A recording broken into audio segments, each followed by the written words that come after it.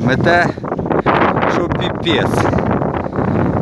Третій день криші. Весь народ. Сигнали. Всіх на кришу. Брати сніг. Снігу тут не знаю.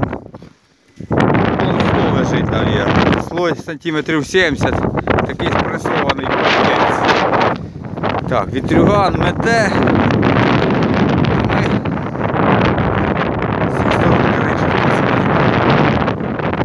Так що давайте, дивіться там, щоб ні в кого не попадало.